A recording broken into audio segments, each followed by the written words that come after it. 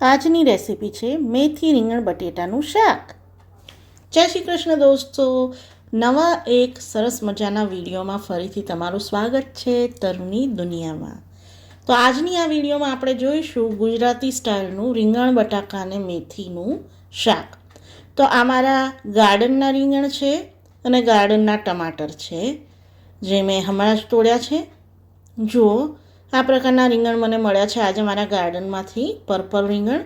તો મેં 3 બટાટા લીધા છે રેસીપી માટે, અને આ મેથીની એક નાની જોડી મેં ધોઈ લીધી છે સમારીને, અને નિતારી લીધું છે પાણી એનું. તો મેથીની એક જોડી. ચાલો આપણે પ્રિપરેશન ચાલુ કરીએ. ગાર્ડનના મેં ટમેટાં લીધા છે, જેમ કહ્યું એમ. જુઓ કેટલા સરસ ઓર્ગેનિક ટમાટા છે. બેકમાં એ થોડા શ્યામ છે, પણ એ વેરાયટી એવી છે. તો મારા ગાર્ડનના ટમેટાં છે, 2 સરસ મજાના નાના ટમેટાં ઓર્ગેનિક. તો આ એકદમ ટ્રેડિશનલ રેસીપી છે, મારી મમ્મીની રેસીપી છે.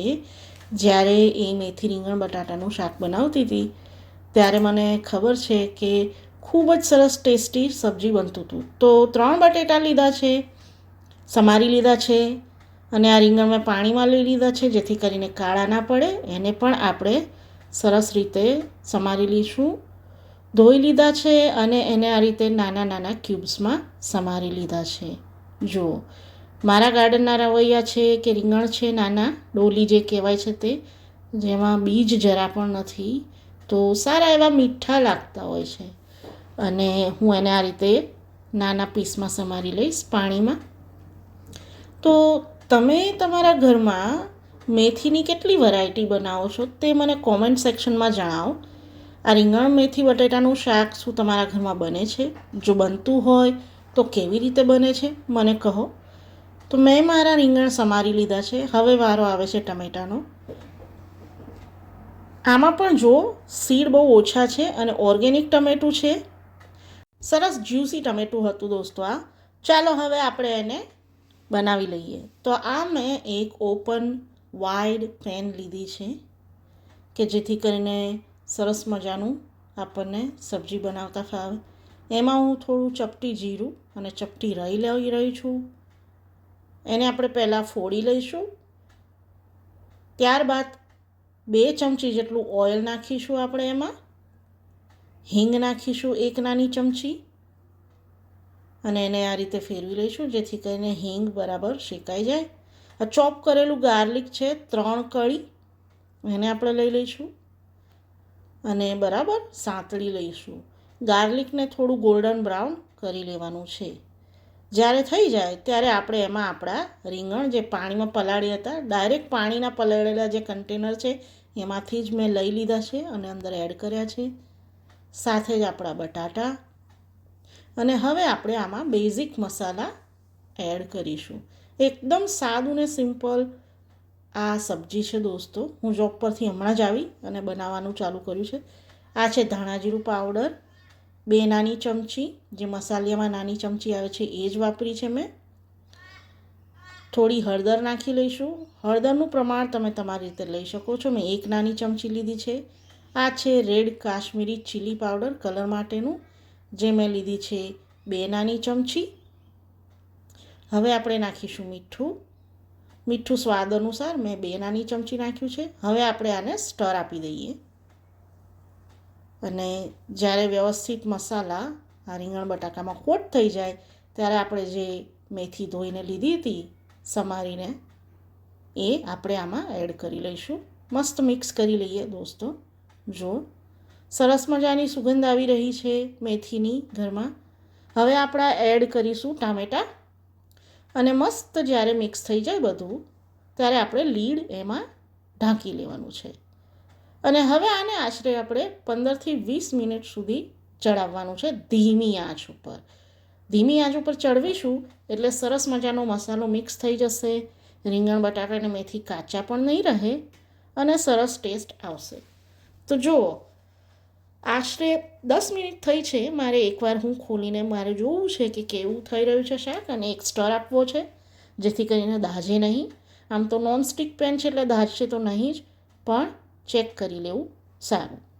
અને મેં સાથે જ બટાટું એક ભાંગીને જોયું છે. ઓલમોસ્ટ થઈ ગયું છે સબ્જી, અને હવે સુગંધ ઘણી સરસ આવી રહી છે. તો થોડુંક પાણી નાખી રહી છું, કારણ કે ઘણું ડ્રાય છે અને બટાટાને હજી ચડવાની વાર છે. ફરીથી આપણે ઢાંકી લઈએ છીએ, જુઓ, જેથી કરીને વેજીટેબલ્સ કાચા ના રહે. હવે આ સબ્જીને તમે રાઈસ કે રોટલી કે પરાઠા અથવા તો પછી બાજરીના રોટલા સાથે ખાઈ શકો છો. આશરે 10થી 15 મિનિટ થઈ છે. ફરીથી એકવાર હું આને ખોલીને જોઉં છું, ચેક કરું છું. ધીમી આંચ પર થયું છે. બટાકા સરસ ચડી ગયા છે, ભાંગી ગયું છે બટાકું. મેં ચેક કર્યું છે તો થઈ ગયું છે સબ્જી. હવે એને ધીમી આંચ પર થોડું સિઝવવા દઈશું. જુઓ, વરાળ ભાજી ગઈ છે, એટલે અહીંયા બંધ કરી દીધો છે ગેસ, તો પણ ચડી જશે. 5-10 મિનિટ થઈ ગઈ છે અને હવે આપણે પ્લેટિંગ કરી લઈએ. આપણી સબ્જી તૈયાર છે. એને આજે અમે ખીચડી સાથે લેવાના છીએ. મગની દાળની ફોતરાવાળી ખીચડી બનાવી છે, જુઓ, અને સાથે કેરી અને ડુંગળીનું કચુંબર કર્યું છે અને પાપડ થોડા શેકી લીધા છે. તો પ્લેટિંગ કરી રહી છું. થોડી ખીચડી મેં મૂકી છે અહીંયા. શિયાળો છે તો મેથી રીંગણ બટાટાનું શાક ખાવાની ઘણી મજા આવે છે અને આજે ખીચડી સાથે લઈ રહ્યા છે. તો પ્લેટિંગમાં 3 નાના ચમચા ખીચડી, આપણું મેથી બટાટાનું સરસ મજાનું મેથી બટાકા રીંગણનું શાક એ લીધું છે, 2 ચમચા. અને હવે આપણે કચુંબર, જે છે કાચી કેરી અને ડુંગળી, અને એમાં મેં મરચાં અને મીઠું નાખ્યું છે. થોડું ગાજર અને કાકડી લઈ લઈશું. આ છે છુંદો, જે મારા સાસુએ બનાવેલો છે. સરસ મજાનો છુંદો છે, જુઓ. કાચી કેરીનો છુંદો થોડો લઈશું, 1 ચમચી પ્લેટિંગમાં. અને મારા પાપડ, શેકેલા ખીચિયા પાપડ છે આ, જે માઇક્રોવેવમાં શેકેલા છે. થોડા એ પણ મૂકી દઈએ. તો આપણી પ્લેટ તૈયાર છે. ખીચડી, મગની ફોતરાવાળી, મેથી રીંગણ બટાટાનું શાક, સલાડ, કચુંબર, છુંદો અને પાપડ. તો આ પ્લેટિંગ કેવું લાગ્યું અને આ રેસિપી કેવી લાગી, જે મારી મમ્મીની રેસિપી છે, ટ્રેડિશનલ કાઠિયાવાડી સ્ટાઇલ મેથી રીંગણ બટાટાનું શાક. તો તમે મને જણાવો આ રેસિપી તમને કેવી લાગી. તમારા ઘરમાં તમે કઈ રીતે મેથીનું શાક બનાવો છો કે મેથીની કઈ કઈ વેરાયટી બનાવો છો, મને જણાવો. તરુની દુનિયાની આ યુટ્યુબ ચેનલ જો તમને ગમતી હોય અને એને કન્ટેન્ટ ગમતા હોય તો મને જરૂરથી સબસ્ક્રાઈબ કરો, શેર કરો, લાઈક કરો અને આ રીતે જ મારા વિડીયો જોતા રહો. હું તમારી કોમેન્ટ્સ વાંચતી હોઉં છું અને રિસ્પોન્ડ કરતી હોઉં છું, તો કોમેન્ટ કરો પ્લીઝ. ફેસબુક અને ઇન્સ્ટાગ્રામ પર છે, તો એમાં પણ ફોલો કરો અમને. જય શ્રી કૃષ્ણ. જલ્દીથી મળીએ.